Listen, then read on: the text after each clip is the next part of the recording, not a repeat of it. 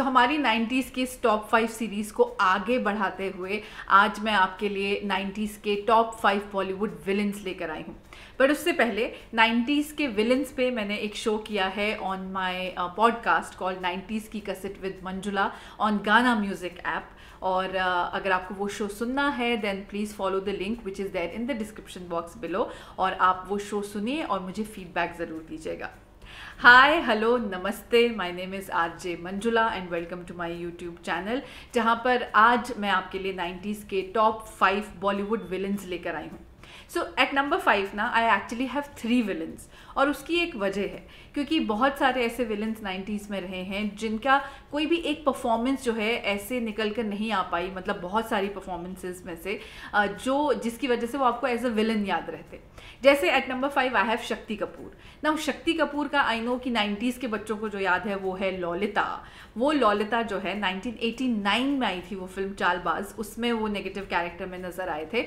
और उसके अलावा जो उनका मोस्ट फेमस विलनस एक्ट है ना वो है अंदाज अपना अपना में as crime master Gogo.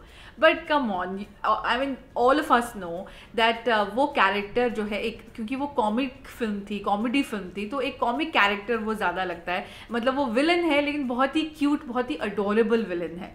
In fact 90s के फनीएस्ट विलन्स पे आपको एक वीडियो मिलेगा जो मैंने शक्ति कपूर के बर्थडे पर अपने चैनल पर डाला था। तो अगर आपने वो वीडियो नहीं देखा है please watch it now. The link will be there in the description box below and also on the I button above.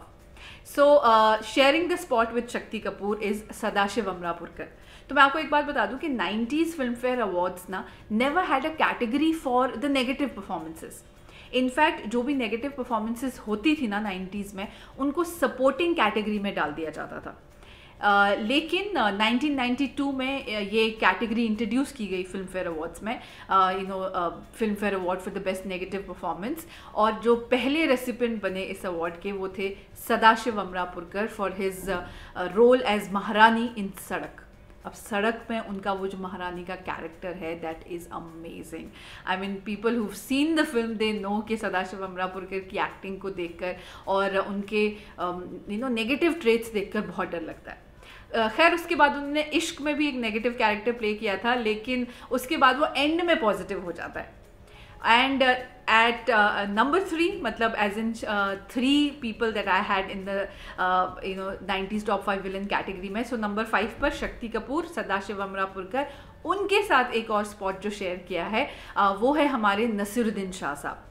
In fact वो बहुत बार नॉमिनेट भी हुए हैं फिल्म फेयर अवार्ड्स में in the negative character performance, जैसे कि मोहरा में जो उनका कैरेक्टर था मिस्टर जिंदल का, जो कि अंधे होने की एक्टिंग करते हैं।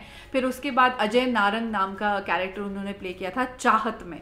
चाहत अगर आपको याद हो, उसमें रामिया के भाई बने हैं वो। He is a business tycoon जो अपनी बहन की चाहत के लिए, चाहे वो अनरीजनेबल क्यों ना हो, कुछ भी कर सकते हैं।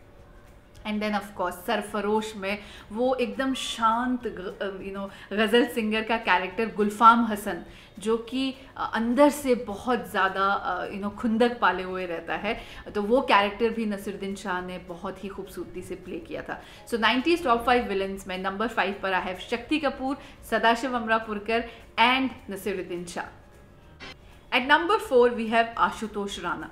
और आशुतोष राणा जो है ना वो एक ऐसे विलन है 90s में, उनका नाम सुनते ही ना घबराहट हो जाती है। बिकॉज उन्होंने 90s में 2 ऐसे कैरेक्टर प्ले किए थे जिसको सुन के देख कर मतलब आज भी खौफ आ जाता है।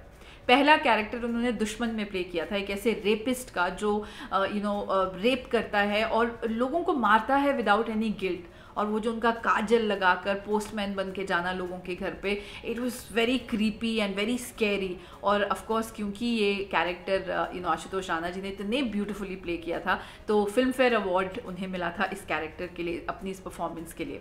और ये तनुजा चंद्रा की फिल्म थी, और इसके बाद उन्हें दूसरी बार फिल्म फेयर अवार्ड मिला in the best negative category, और इस बार भी तनुजा चंद्रा की फिल्म संघर्ष के लिए। और संघर्ष में लज्जा शंकर पांडे का नाम का उनका कैरेक्टर था, जिसमें कि वो इतने ऑब्सेस्ड हो जाते हैं ना तांत्रिक विद्याओं से, अलग अलग तरीकों से, कि वो बच्चों की बलि देने लगते हैं। और जो उनका एक्ट है ना, जो उनकी एक्टिंग है इस फिल्म में, बहुत ही ज़बरदस्त है। अगर आपने नहीं देखी है तो प्लीज़ देखिएगा।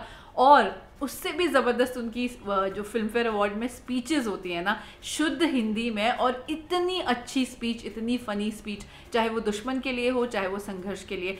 आई थिंक आशुतोष राणा को अगर कोई अवार्ड में स्पीच देना सिखाना होना तो उनसे सीखना चाहिए, बिकॉज बहुत ही ब्यूटीफुल, बहुत ही अमेजिंग, बहुत ही इंस्पायरिंग स्पीच देते हैं वो।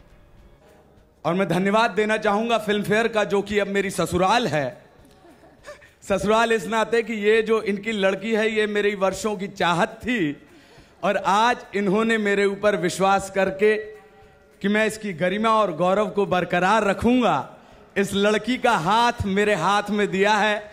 तो विश्वास रखें मैं आपकी गरिमा और आपके गौरव को हमेशा बरकरार रखूंगा, क्योंकि मैं इसे आजीवन अपने पास अपने साथ रखना चाहता हूं, क्योंकि दिल भी एक जिद पे अड़ा है किसी बच्चे की तरह, या तो सब कुछ ही मुझे चाहिए या कुछ भी नहीं।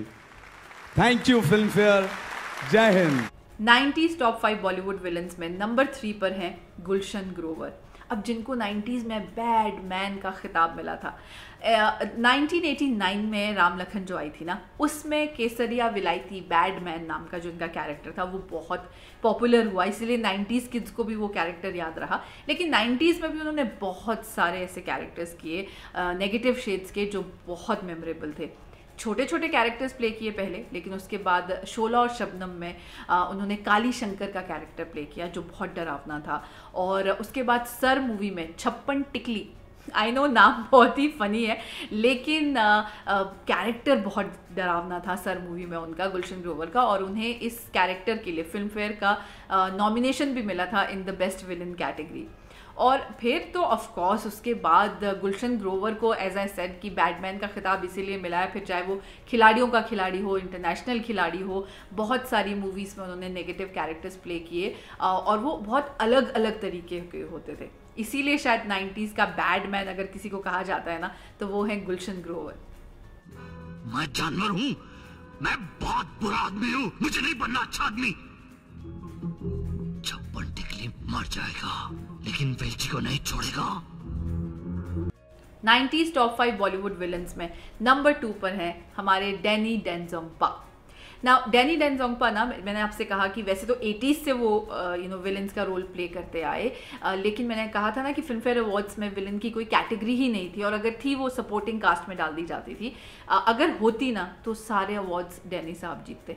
मतलब उनके वो 90s में बहुत सारी उनकी ऐसी परफॉर्मेंसेज आई थी जिसमें उनका नेगेटिव कैरेक्टर बहुत ही एक्साइटिंग था, जैसे अग्निपथ, कांचा चीना, मतलब दी original Kancha Cheena, who can forget that iconic character, जिसकी वजह से मतलब that inspired the new version of Agneepath. उसमें भी संजय दत्त ने जो कैरेक्टर प्ले किया है उसका नाम है कांचा चीना।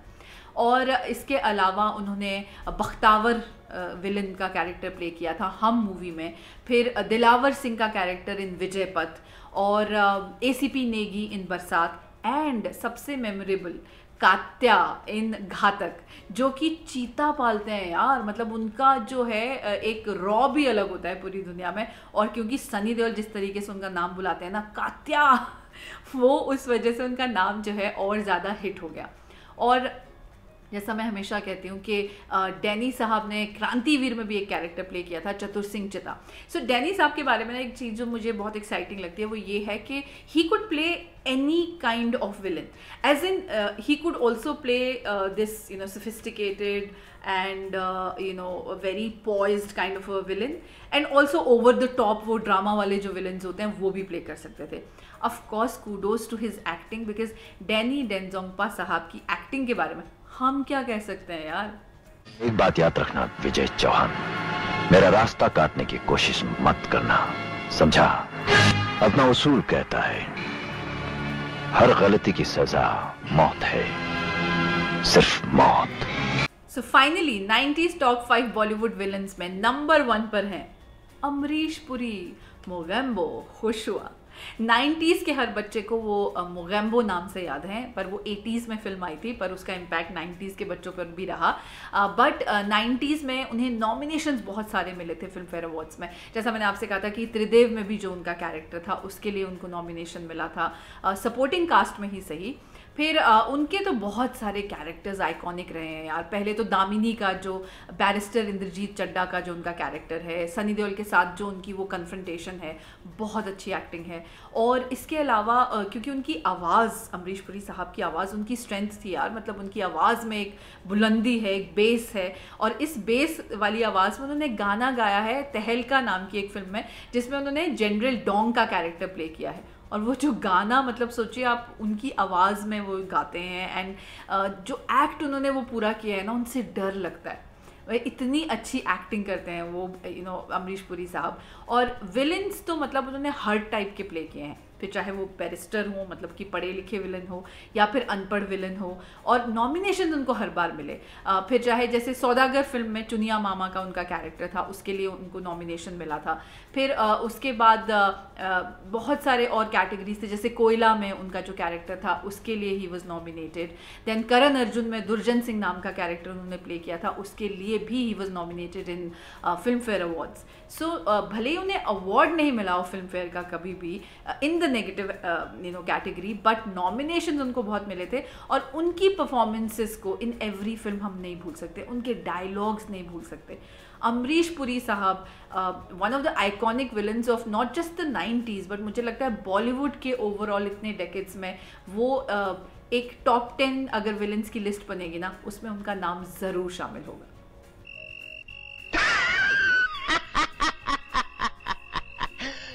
ऊपर वाला रॉन्ग हो सकता है, लेकिन डोंग कभी रॉन्ग नहीं होता। सो ये थे मेरे 90s के top 5 Bollywood villains. I hope आप मेरी इस लिस्ट से अग्री करते हैं। अगर नहीं भी करते हैं ना, तो प्लीज़ मुझे ज़रूर बताइएगा। जैसे कि 90s बॉलीवुड एक्ट्रेसेस वाला जो मेरा 90s टॉप 5 बॉलीवुड एक्ट्रेसेस वाला वीडियो है, उसमें बहुत सारे लोग ने कहा है कि उन्हें नहीं पसंद आया कि जूही चावला को मैंने नंबर काफ़ी नीचे रखा था लिस्ट में इन द टॉप 5। सो वैसे ही अगर आपको लगता है, आई हैड माई रीजन्स, लेकिन आपको भी अगर लगता है कि विलन्स की लिस्ट में भी ऐसा कुछ हुआ है, please make sure you let me know. Your feedback really helps me improve. And of course, if you like this video, then please share it with all your 90s friends. And also make sure you subscribe to the channel and press the notification bell.